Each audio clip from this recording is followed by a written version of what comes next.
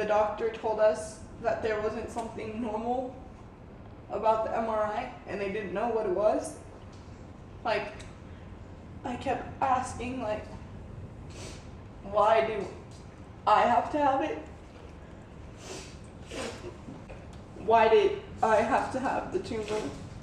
Why couldn't it have been someone else?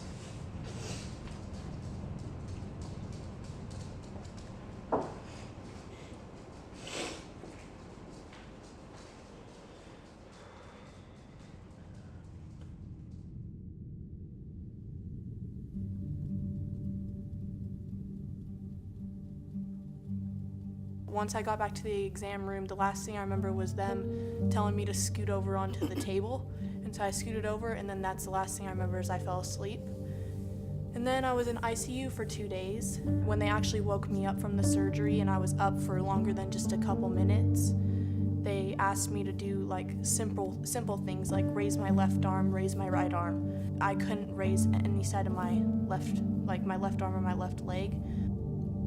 And then when we walked back, there was like 3 or 4 nurses around her, and we're like, what's going on? And they're like, we actually need you to leave, we need you to leave. And I was like, no, I want to know what's going on with my daughter. And they thought she had had a stroke.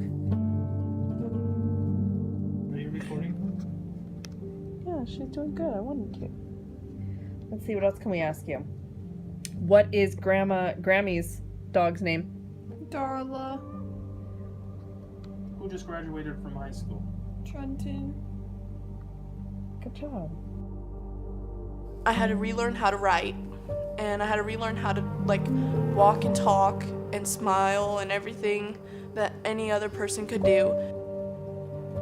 There was times I text my best friend like, I'm giving up, I'm not trying anymore. And she just kept telling me like, you're doing an amazing job, keep going, keep fighting. The only person I know that could ever get through something like this is you, so keep fighting. My brother saw me and he was supposed to go on a cruise for his graduation present.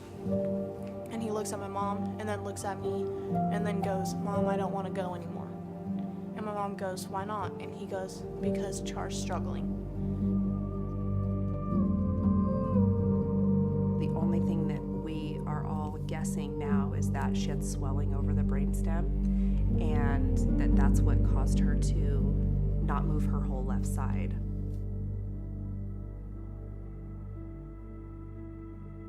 My friend was like, hey, this weekend I'm going to Central. Would you like to come to Central? And I was like, yeah.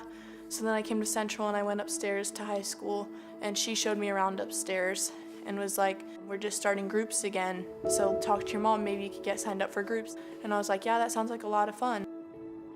And then that's when I started coming to Central more frequently. I just felt like when I first came here, the environment and people like welcoming me, even though they didn't know me, like made it better for me to come and like feel like I was meant to be there. And so I made a promise to my parents that I would go to church every Sunday, no matter what, even if I was too tired or I didn't feel like it or made excuses. I wanted them to still make me get up and go. God made a big impact on me when I was in surgery and helped me fight through it and get back to normal. And that I felt like He did so much through me and through the family that it was my turn to give back to Him. God has been in my life. I just never really realized it. He helped me prove the doctors at UCLA wrong. They said that I wouldn't be able to move my left side again, and now I'm perfectly fine. And I feel like He helped me get back to where I am today.